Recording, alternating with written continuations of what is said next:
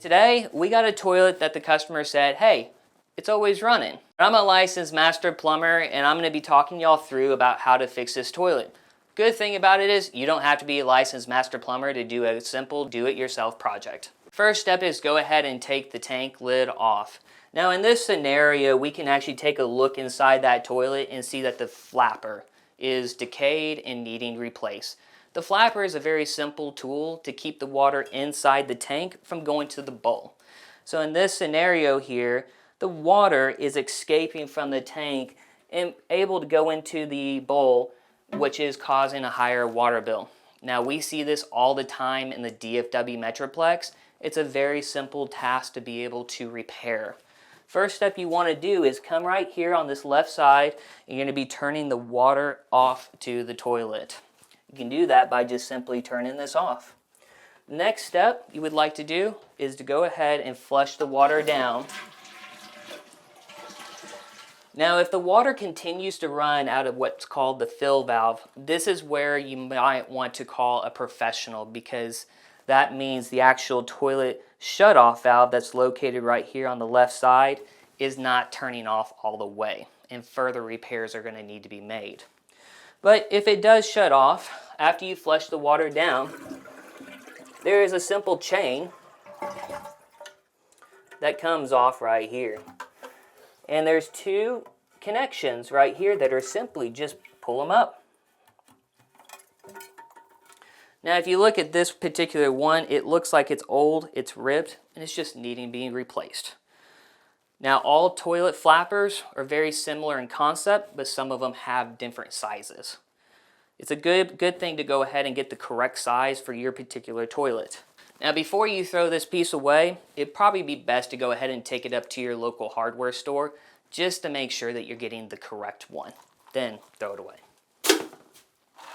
Now we've already gone to the local hardware store.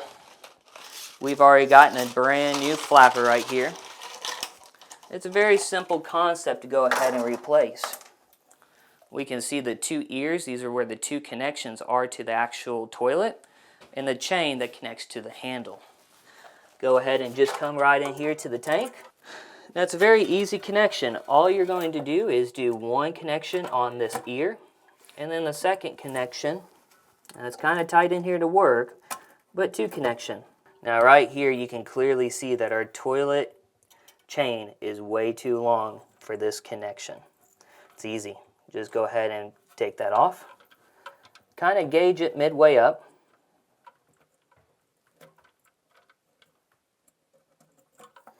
Now if you struggle with that, it is easier sometimes to just go ahead and take the toilet flapper back out once you have made your measurement and go ahead and get this connected. But once it is, make that simple connection. Now this extra slack of chain, you can go ahead and get a pair of pliers and remove it, or you can just simply go like this and loop it back on to there, making it shorter. If it's too long, it can get underneath your actual toilet flapper. Now that we've seen all this connection, we can go ahead and turn the water on.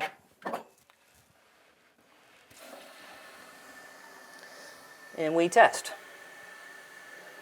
Now, it's important to know that if you have any kind of leaks externally around the toilet, this might be when you want to call a professional, because the toilet tank may have to come off to do further repairs.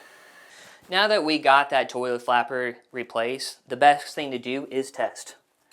Just simply give it a flush, make sure everything flushes normal. It looks good to me. We'll go ahead and grab the toilet tank lid, put it right up there, clean up your mess. Now this is something that we see in Midlothian, Cedar Hill, Ovilla, Waxahachie, all the surrounding towns, and this is something that you can do at your own home. But if you get nervous or have any questions, don't be afraid to reach out to Dial 1 Johnson Plumbing.